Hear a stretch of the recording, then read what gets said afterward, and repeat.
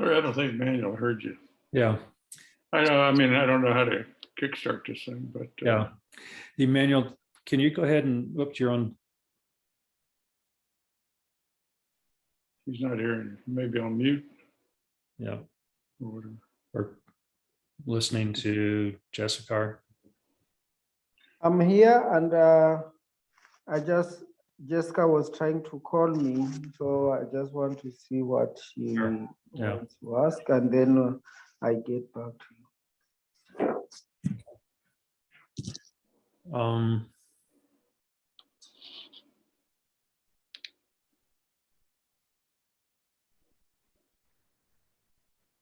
Let's see.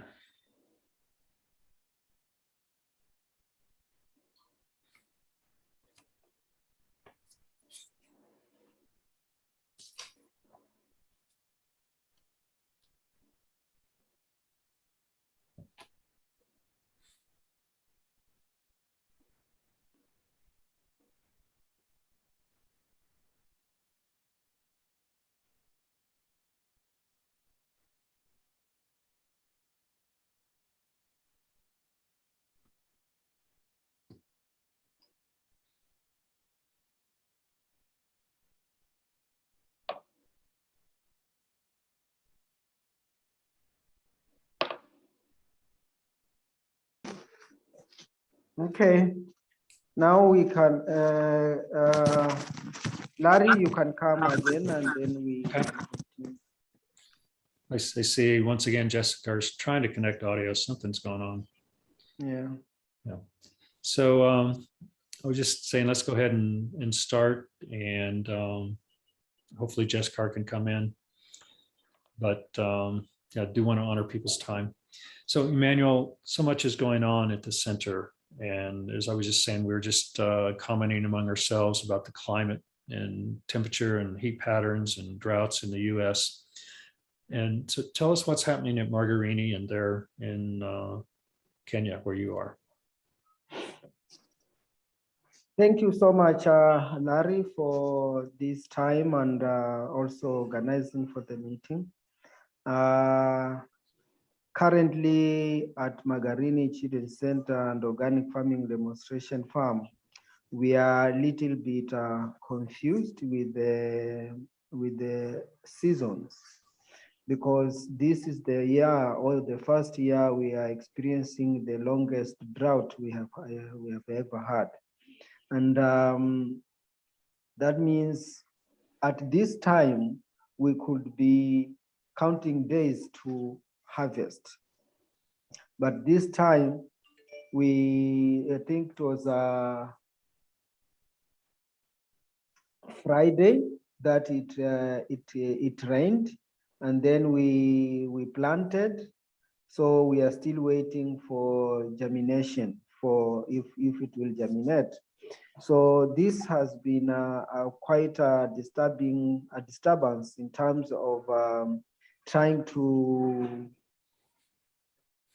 figure out on how the food we have and the food we have been wanting to grow in the farm so that we can continue is a bit challenging because of the drought.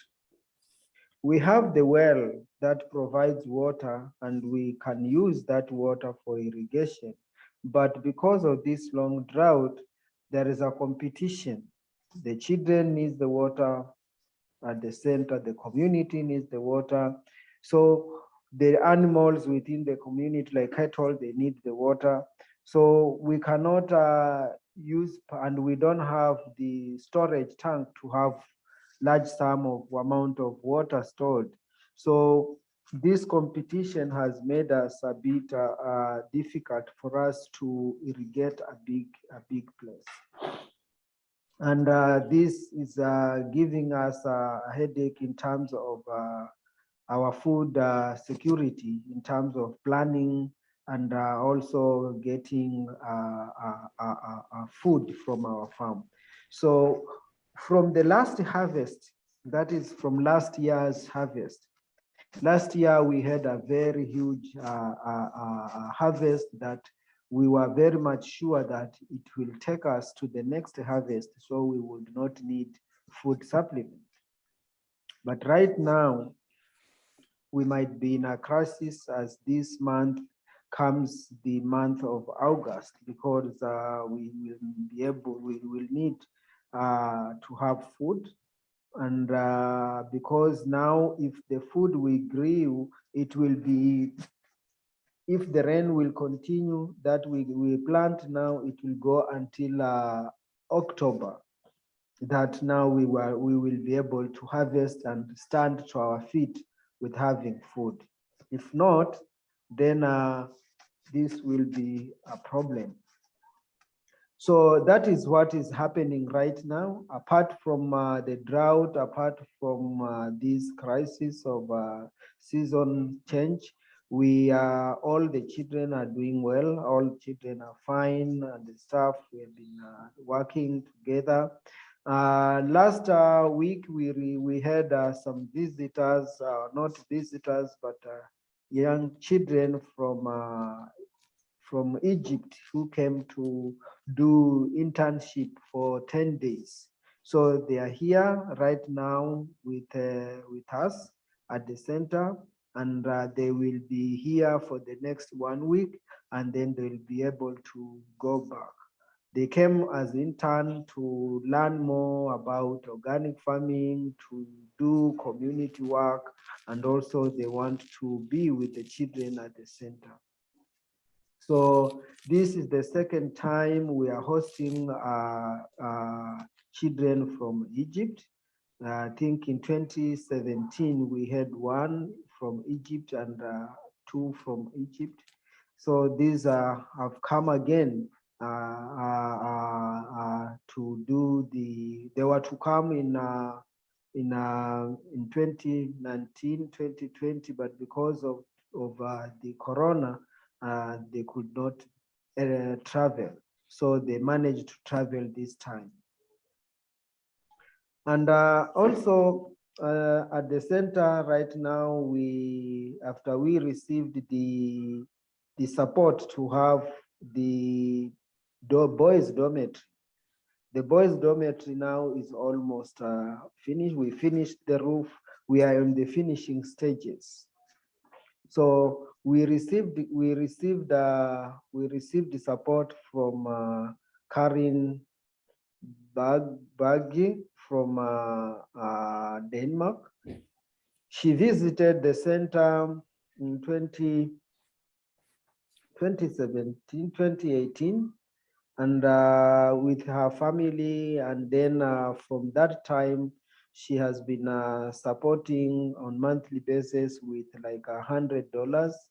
But then I had asked if she can be able to support us with boys dormitory, and he said she will look into that. But this year, I think now 2 months, she decided to support the boys dormitory. She sent 47,000 US dollar to build the dormitory. So with that support, the dormitory, I think I had shared some photos with Larry. I think if you still have, you can share with the friends. And it is now on the finishing stage, and it's doing very well. We have we have also been planting trees, because we made the tree nursery, and every year we have like a community event to plant trees. So we have been planting trees since the beginning of June, and also beginning of July, and we have been not many, but planting trees that we can support with water. And now that on Friday it rained, so we planted even more trees at the center, and also we encouraged the community to plant trees in the areas where there is no trees. because with this we create awareness on maybe the change of season might be because of lack of trees, and we need to plant trees. So this is something we do with the community to encourage them, and also something we do with the children so that they can see the importance of having trees and taking care of trees, not only at the center, but in the community at large. So that is what also has been happening. The poultry is growing very, very good. And now we have like 90% egg production with the chicken that we have. So this has been very good for the children, because now they can get an egg at least a day. Everyone can have an egg, and this does not cost it. We only have to feed, to get feed to feed the chicken, and the more we feed the chicken, the more they get eggs. So it's a huge learning. I have just learned how these poultry or chicken are very huge learning. Hey, Jessica. You are muted, mate.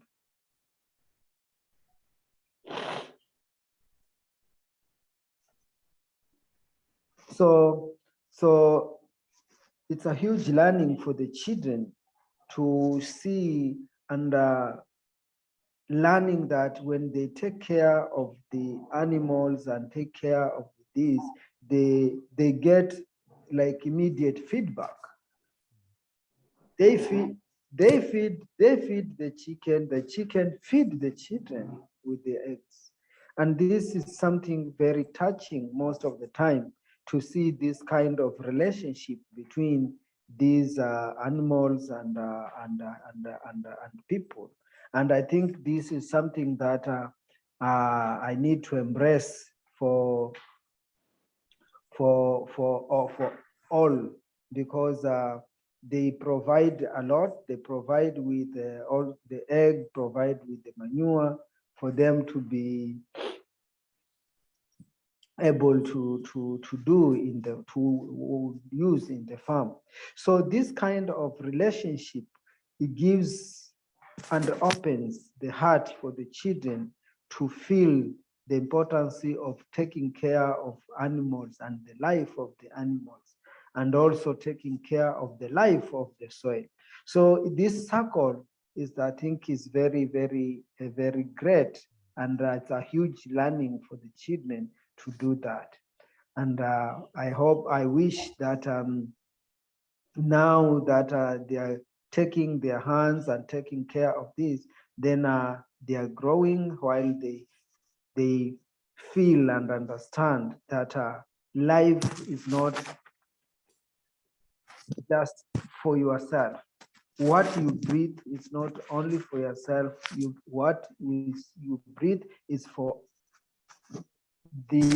all of us and the animals. And once we take care of them, there is this giving back. So that is what has been happening. And we have also the project for the classrooms. You know, Larry and Bill, you may bear witness, because the time we made this infrastructure and say we need this much, and it went to a total of almost 249 or 259,000 US dollar. It looked like a very huge amount of money, but now you may be amazed or astonished to see already this money has been reducing. We are not talking of 200 anymore. We are not talking of even, we are talking of maybe 100 something, because the classroom initially, we had planned for maybe 34, 34 or 30 or 40, something like that. But now it has doubled, because we were talking of 4 classrooms, and then after achieving these 4 classrooms with a flat roof, and then it happened that we received another support to have the other 4 classroom on top of that. So instead of having 4 classroom, then we had a total of 8 classrooms. So this 8 classroom budget then has really where so far we remain only to make the roof of the 8 classrooms, and when we make the roof, then children can still use the ground floor, and other also can use the first floor. So this will already like having 8 permanent classrooms at the center, which has been a very long dream, and it's now coming to a reality. So when we spoke about the figure of 259,000 US dollar, we are not talking about that anymore. We are talking with let's remove the 47,000, and then this almost, now we had about almost 60 now. So almost 100 as 100 of the total amount that we are looking for, or 110 if we are going to include the solar power that we got from the US Embassy. So already this infrastructure has really changed the place, the center. It has really taken a different shape so far. So I want to appreciate all the effort, all the support and vision, and that we had together to know exactly maybe what we need and what we shall be doing. So this structure mapping has been done, though we are not yet finished. But I know now we have the light. If you come at night, at the center, you will see there is light, because we have this seat light. We have 2 of them that have independently working with solar. So this is something that has been very encouraging, and at the same time very touching and inspiring, because the needs that has been growing for a long time, they are met now. Some are being met. So soon the boys will be sleeping at the center, and soon the children will be using the classrooms that are in this. So that is what has been happening, and we are ready. We are now looking maybe for the water storage. If we have the water storage, that means everything will change again at the center, because we shall be able to do again the irrigation, and still the people and community can be able to get water, and the water pump can rest a little bit. But now it does not rest, because we use it to give us the water from the 200 deep well. So thank you so much, Larry, for that. That is a short and brief explanation of what has been happening at the center. And if you have any question, and I want to say, we have been blessed. Refresh my memory, Emmanuel, on the dollar needed for the water storage tank. You mentioned it last time. Yeah, I made it was 7,000. 7,000. Yeah. And how difficult is it to get that? Difficult to? how difficult is it to get that installed? It's not difficult. If we have the money, then we are going to assemble all the materials needed to build it. And then once that is done, we are going to do the plumbing work with the same money, and then connect to the well, and then we can tap the well to the storage. And The also whole we, thing costs $7,000 or yes, yeah, all inclusive. all inclusive? Yes, all inclusive. And this, it will have a capacity of 300 cubic. Yeah. Mm.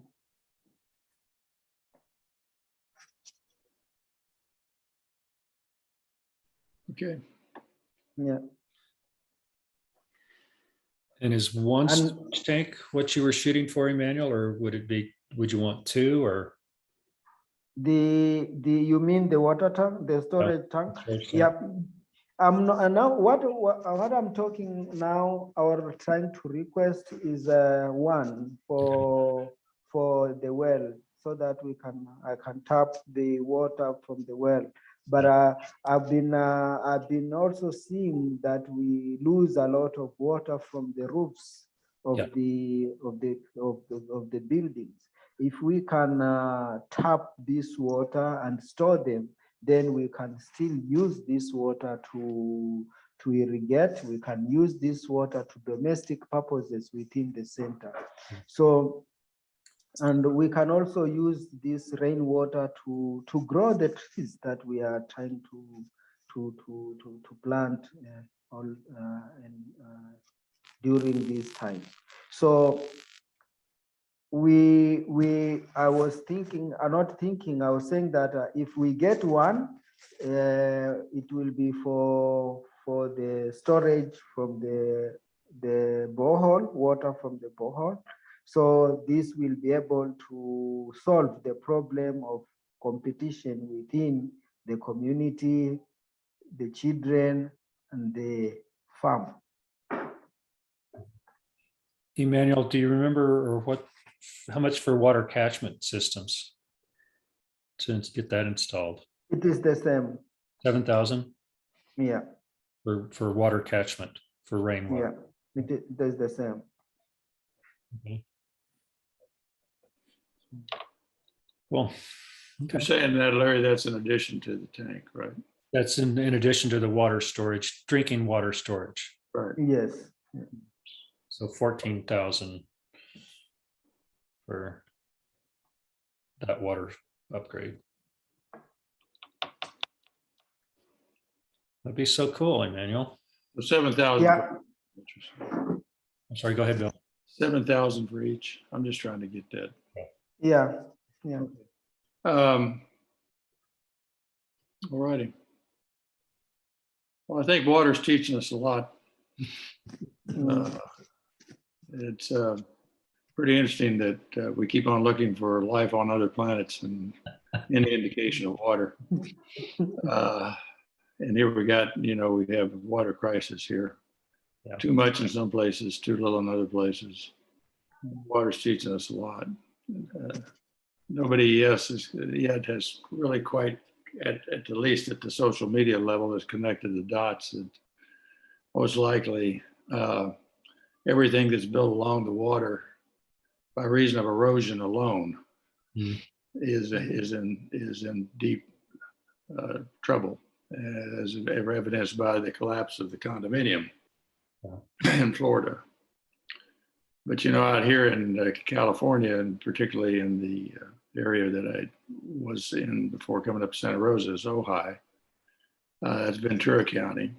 The only thing that keeps the salt water from contaminating the groundwater, underground water that's the drinkable water, is simply balancing of the pressure of the clean water, drinking water, with the salt water that keeps the soil that separates the two up. if the pressure falls, too much water is taken out of the groundwater, the drinking water, then what happens is the salt water encroaches. Mhm. It's been known forever, and nobody does anything about it. They just keep on using the water, using the water, using the water until the disaster happens. Then they say, how could this happen?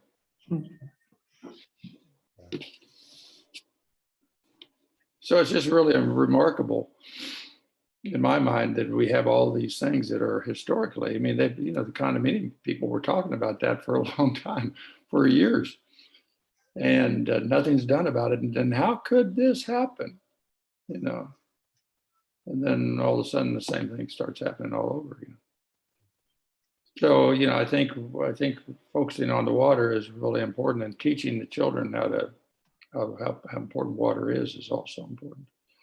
Yeah. Because maybe right there you can teach them more about conservation than we can over here, because there's no effort for conservation over here in the United States.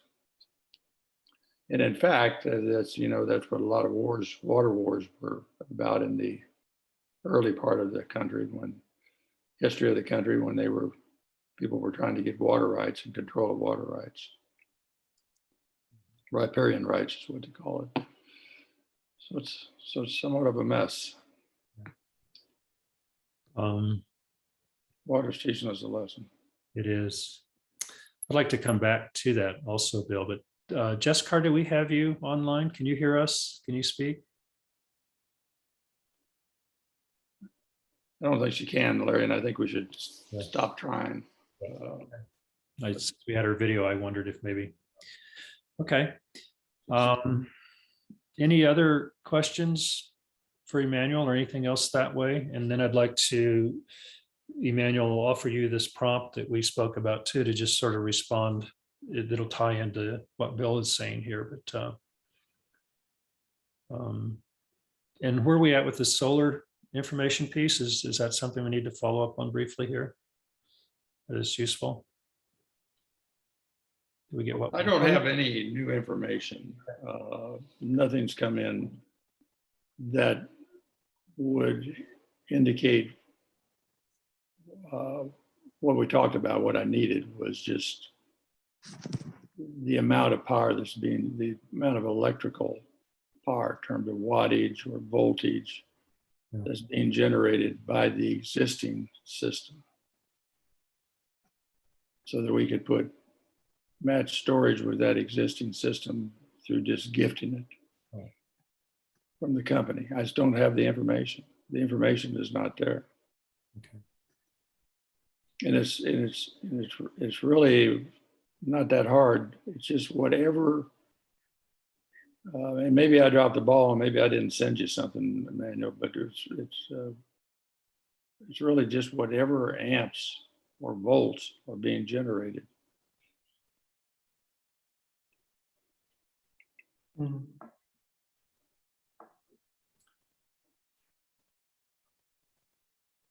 Okay. I think, Emmanuel, you were looking to Sologen to provide that. And, Yeah, what the SolarGen asked me was that maybe they would love to get the capacity of the storage that we are looking forward to receive. That's not the question. The question is the capacity of the cells, the solar cells. Yes. It's not. You know, you start with what's fixed. Mhm. What's fixed is you have a certain amount of solar cells. I think it's 6 panels or something like that are generating a certain amount of power. Power is measured in amps or watts. They know that. They put it in. That's what we're dealing with.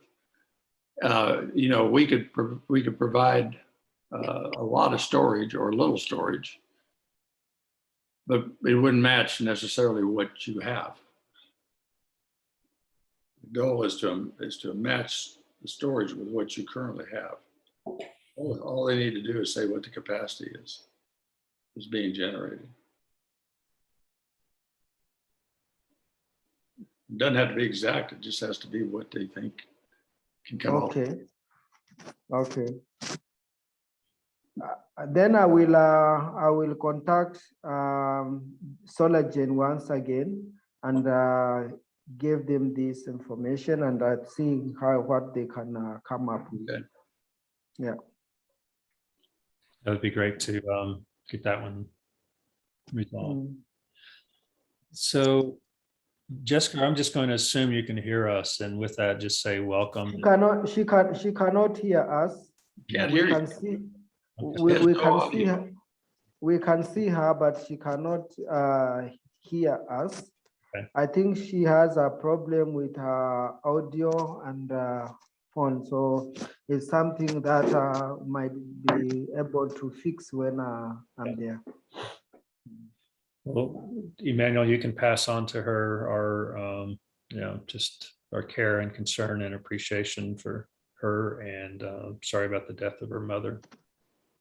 So Yeah, thank you so much, everyone, for your love and support and care during that time of grief.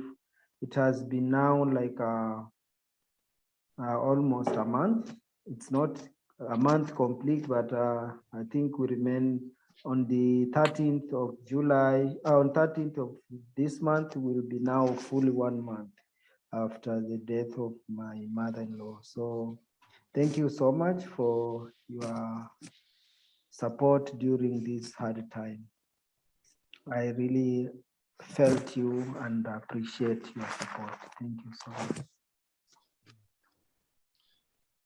okay, I would like to maybe close here with Emmanuel, asking you to speak briefly with something you said yesterday as we were talking about, and you said something about understanding the language of the soil gives me a deep belonging and love.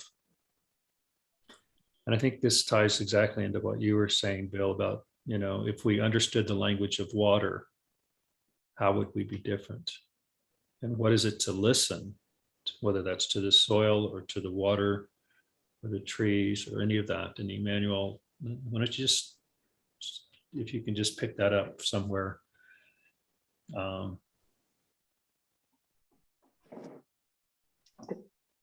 Thank you so much. And this came because I was, yesterday we were talking about how much connected I feel to you and Daddy, and especially this time where I know she's really fighting for this cancer. And I felt very much relief or strength when working with the soil, especially when putting my hands into the soil and listening deep to the soil. I feel my heart is opening even more wider, and I hear the communication of the soil communicating to me. And these communications that the soil is communicating to me gives me a sense of belonging, a sense of love, on how this can be felt. And I knew that this is the heart that connect with the other heart or connect with the life of the soil, and the communication can be done from heart to heart. And then also this can bring the people together.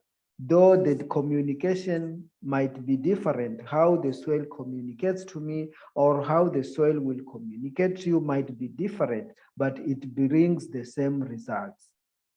It brings the same results. I say in the same results because I have experiencing the growing of children and how they have been before the joining of the Magarini Children's Center. And the more they put their hands into the soil, there is a sense of healing that is, and is taking place in their growth. And if I ask them, how do you see, or how do you feel the soil? And then one said, I don't know, but I feel good and I feel like I want to hug it. Then I knew that one way or the other, soon she will be able to understand this language. And it is through this communication that we can restore our relation, our hope in terms of what is happening right now, in terms of drought, in terms of climate change or season change. This is a relationship that needs to reunite all of us.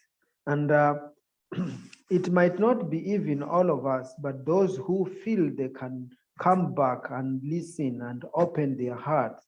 And then with this communication for the soil, it brings the wholesome, I know wholeness, not wholesome, but the wholeness of being, because the brain, the brain, the soul, and the body, they are all one.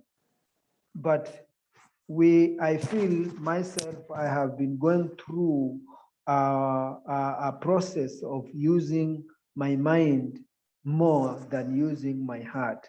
And this now, when I start working with the soil, now it gives me an opportunity to feel how healing can take place in me, and also to create the same environment for others to have the same healing.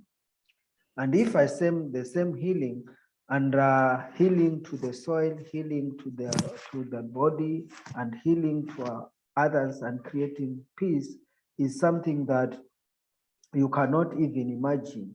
But if you put into your hands, into the working, and it's not even meditating, but just feeling, and this feeling of the soil, and going even opening deeper your heart, then you allow this communication to take place. This can happen even with the trees.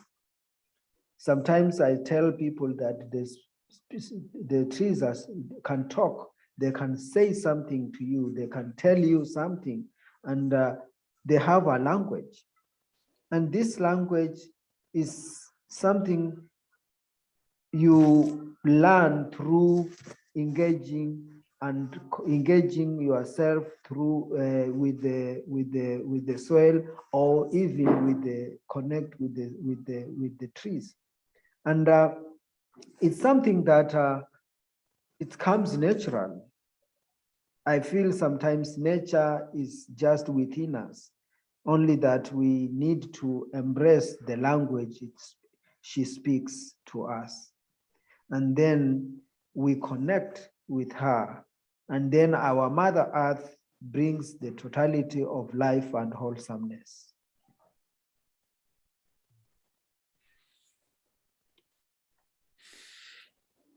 Thanks, Emmanuel.